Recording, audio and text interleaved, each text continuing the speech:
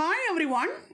நாம் இந்த வீடியோவில் வாலஸ் ஸ்டீவன்ஸ் எழுதின ஆனெக்டோட் ஆஃப் த வார் அப்படிங்கிற போமோட சம்மரி அண்ட் அனாலிசிஸை பார்க்கலாம். வாலஸ் ஸ்டீவன்ஸ் ஒரு அமெரிக்கன் ரைட்டர். இவர் வாழ்ந்த காலகட்டம் 1879 to 1955. இவர் ஒரு அமெரிக்கன் மாடர்னிஸ்ட் போயட்.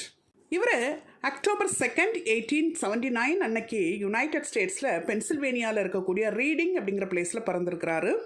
தன்னோட எஜுகேஷனை ஹார்வர்ட் யூனிவர்சிட்டிலையும் நியூயார்க் லா ஸ்கூல்லையும் கம்ப்ளீட் பண்ணியிருக்கிறாரு. 1909 எல்சி வயோலா கேச்சல் அப்படிங்கிற ஒரு லேடியை மேரேஜ் பண்ணியிருக்கிறாரு. இவங்களோட இன்னொரு name LC mole. 1908 American bonding கம்பெனியில் லாயராக ஜாயின் பண்ணியிருக்கிறாரு. இவர் தன்னோட லீஷர் டைமில் ஒரு பொயட்டாகவும் மற்ற நேரங்களில் ஒரு பிஸ்னஸ் மேன் அதாவது லாயராகவும் ஒர்க் பண்ணியிருக்கிறாரு. இவரோட நோட்டபிள் ஒர்க்ஸ் என்னெல்லாம் அப்படின்னா Harmonium, The Idea of Order at Key West, The Man with the Blue Guitar, The Auroras of Autumn and of Modern Poetry, The Emperor of Ice Cream, Sunday Morning, The Snowman, 13 Ways of Looking at a Blackbird, Anecdote of the Jar. இதெல்லாம் இவரோட other notable poems. இவருக்கு 1951 Robert frost மெடலும் 1955 இவரோட collected போம்ஸ்க்காக Pulitzer prize for பொயட்ரியும் கிடச்சிருக்குது. இவர் August 2, 1955 அன்னைக்கு United ஸ்டேட்ஸில் கனெக்டிகட்டில் இருக்கக்கூடிய Hartford அப்படிங்கிற பிளேஸில் இறந்து போயிருக்கிறாரு. அப்போ அவரோட வயசு 75. 20th செஞ்சுரி அமெரிக்கன் பொயட்ரியில் இவர் ஒரு இம்பார்ட்டன்ட் ஃபிகர். இனி இவர் எழுதின அனெக்டோட் ஆஃப் த ஜார் அப்படிங்கிற போம் பற்றி ஒரு சின்ன இன்ட்ரொடக்ஷன் பார்க்கலாம். வாலஸ் ஸ்டீவன்ஸ் இந்த போமை 1918 அவர் டென்னசியில் இருக்கக்கூடிய எலிசபெத்தான் அப்படிங்கிற டவுனில் இருந்தப்போ எழுதியிருக்கிறாரு.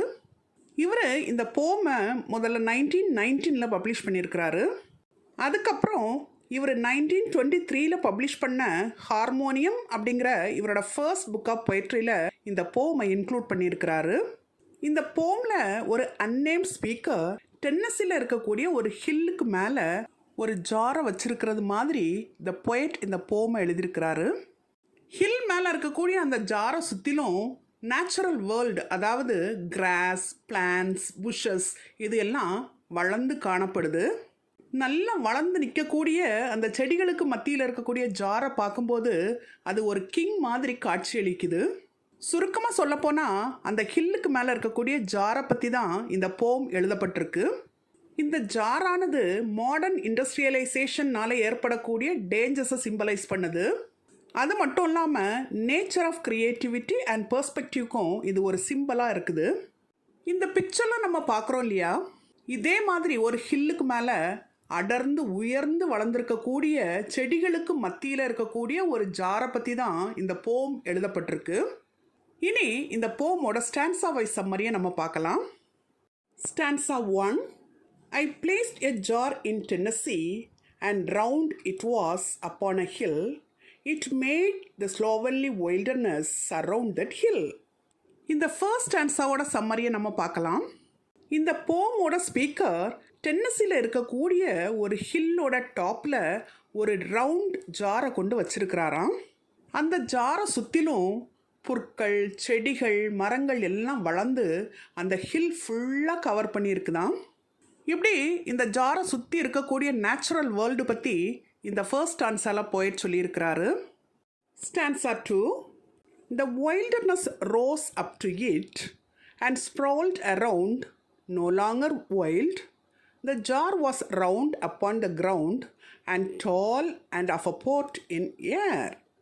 இந்த செகண்ட் ஸ்டான்ஸால போயிட் என்ன சொல்லியிருக்கிறார் அப்படின்னா, அந்த ஜாரை சுற்றி வளர்ந்துருக்கக்கூடிய மரம், செடி, கொடி எல்லாமே அந்த ஹில் முழுக்க பறந்து விரிந்து ஒரு காடு மாதிரி காட்சியளிக்குதாம்.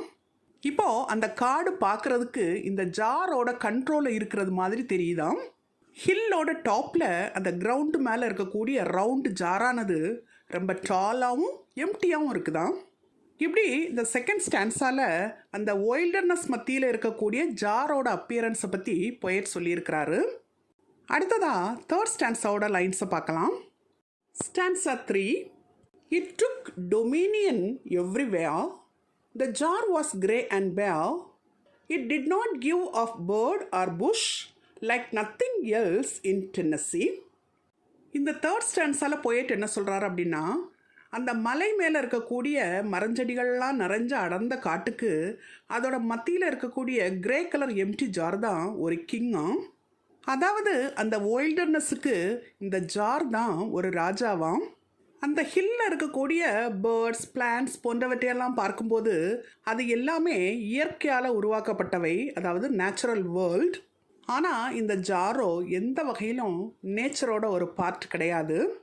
இது ஒரு மேன்மேட் ப்ராடக்ட். இந்த இடத்துல ஒரு மேன்மேட் ப்ராடக்டானது நேச்சுரல் வேர்ல்டையே தன்னோட கண்ட்ரோலுக்குள்ளே வச்சிருக்கிறது மாதிரி இருக்குது.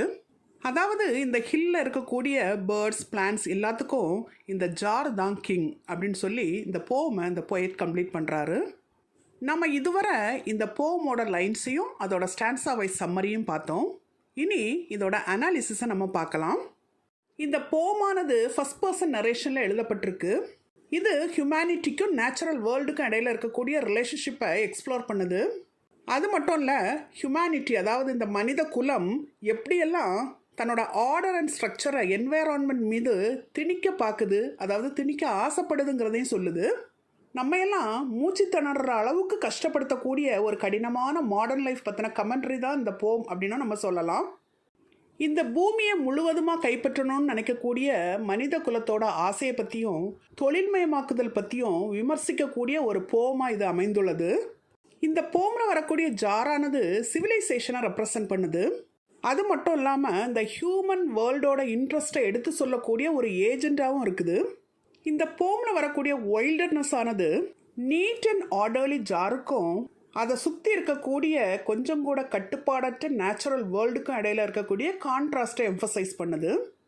இந்த போமில் வரக்கூடிய ஜாரானது தன்னை சுற்றி இருக்கக்கூடிய நேச்சுரல் வேர்ல்டை இன்ஃபெக்ட் பண்ணி அதை தன்னோட கட்டுப்பாட்டுக்கு கீழே வச்சிருக்குது. இது இந்த ஹியூமன் சொசைட்டி எப்படியெல்லாம் தன்னை சுற்றி இருக்கக்கூடிய என்வைரான்மெண்ட்டை தன்னோட கண்ட்ரோலுக்கு கீழே கொண்டு வந்து டாமினேட் பண்ணுதோ அதை ரிஃப்ளெக்ட் பண்ணுது.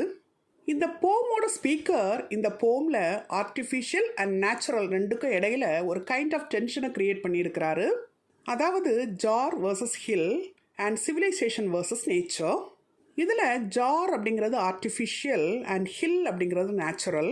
அதே மாதிரி சிவிலைசேஷன் அப்படிங்கிறது ஆர்டிஃபிஷியல் அண்ட் நேச்சர் அப்படிங்கிறது நேச்சுரல். சுருக்கமாக சொல்லப்போனால் இந்த போமானது மனுஷன் எப்படியெல்லாம் இந்த இயற்கையை கட்டுப்படுத்தி தன்னோட கண்ட்ரோலுக்குள்ளே வச்சுருக்கான் அப்படிங்கிறத நமக்கு ஹைலைட் பண்ணி காமிக்குது.